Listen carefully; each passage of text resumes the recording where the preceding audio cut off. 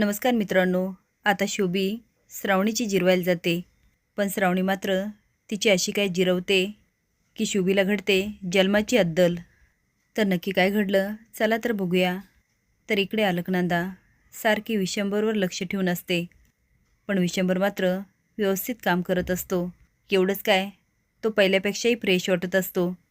त्याच्याकडे बघून अलकनंदा आता खूप बेचैन होते आणि म्हणते, याला 2 गोळ्या दिल्या तरी फरक कसा पडत नाही आहे. म्हणजे त्या डॉक्टरनी मला फसवलं की काय. तिला आता डॉक्टरचा खूप राग येतो. ती आता जाते आणि त्याला फोन करते, पण काय केल्या डॉक्टर काय फोन उचलत नाही.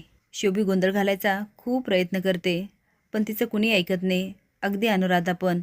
त्यामुळे शोभी आता वेगळंच काहीतरी ठरवते. शुभ आणि श्रावणी बाहेर असतात तेवढ्यात पाऊस येतो. श्रावणी पळायला लागते, पण शुभ तिला ओढतो. श्रावणी आता तिच्या जास्त जवळ जाते आणि दोघांचं प्रेम पावसामध्ये फुलत असतं. पण घरामध्ये मात्र शोभीचं वेगळंच कारस्थान चालू असतं. ती म्हणती, श्रावणी मी स्वयंपाक केलेला जेवशील वय, आणि मी बरं तुला जेवून देईल. ती सगळ्यांना जेवायला ताट करते, तिखटाची वाटी घेते, तिखट चमच्यात घेते आणि त्याच्याकडे बघत म्हणते, आमासने जेवण बनवायला लावती वय. आता श्रावणीसाठी जे ताट केलेलं असतं त्या आमटीमध्ये शोभी तिखट टाकते आणि म्हणते, यापुढे श्रावणीचा बापसुद्धा आम्हाला जेवण बनवायला लावणार नाही. सगळे जेवायला बसतात आणि श्रावणी एक घास घेते आणि शोभी तिच्याकडे हसून बघत असते.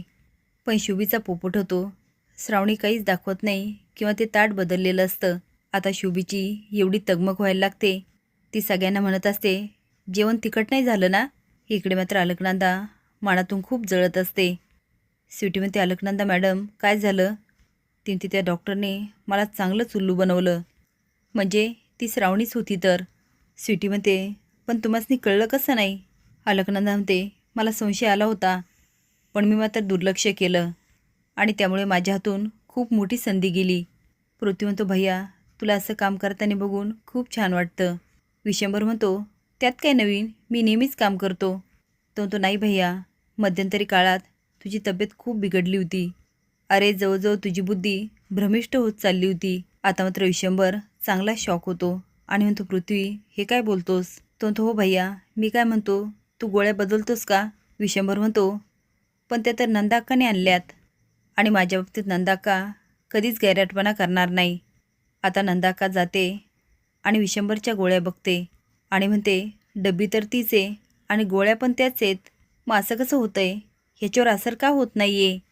नाही नाही नाही, मला काही कळेनासच झालं आहे. शोभी आता वाट बघत असते श्रावणीचे कधी हाल होतील, पण शशान मात्र जोरजोरात खोकायला लागतो. त्याच्या डोळ्यातून घळाघळ पाणी व्हायला लागतं. आता मात्र शोभी चांगलीच हादरते आणि म्हणते, अहो काय झालं तुम्हासनी. आता शशानला पटकन पाणी देतात, पण तो ओरडायला लागतो, काय गे शोभे तुझं डोकं फिरलं की काय. आमटीमध्ये अख्खी तिखटाची बरणी ओतली की काय. एक दिवस स्वयंपाक करायला लावला, तिथं पण पचका केलास वय. त्याचे हाल बघून शोभी म्हणते, अहो ते ताट तुम्हासनी कसं गेलं. तिकड तर मी श्रावणीच्या. आणि ती शांत होते आणि सगळे शॉकून बघत असतात. अण्णा म्हणता, शोभे दुसऱ्यासाठी खड्डा खाणला ना त्यात आपणच पडतोय. बघितलंस ना, तू श्रावणीचे हाल करायला गेली आणि हाल कुणाचे झाले, तुझ्याच नवऱ्याचे. शोभी मात्र बावचळ्यासारखी होते की हे घडलंच कसं, कारण शुभ आणि श्रावणी पावसात भिजत असतात आणि शोभी त्यांना बघते आणि तिचा जळफळाट होत असतो. ती आता जाते आणि अनुराधाला भडकवत असते, बघितलं काही तुझ्या लेक सुनाचे काय थिरं चाललेत. असं पावसात भिजतानी लोकांनी बघितलं तर काय म्हणतील. लाण्यापुरीने आधीच तोंड काळं केलं. आता मात्र अनुराधाला खूप राग येतो. ती जाते आणि जेवायला बसते. त्या नादामध्ये इकडचं ताट तिकडं आणि तिकडचं ताट इकडं होतं. डॉक्टर फोन उचलत नाही म्हणून अलकनंदाला खूप राग येतो आणि ती रुद्राला फोन करते. रुद्र म्हणतो, हां मॅडम. ती म्हणते, तुझ्या माहितीतलाच डॉक्टर होता ना. तो म्हणतो, हो मॅडम. ती म्हणते, हो काय हो. तो म्हणतो, काय झालं मॅडम.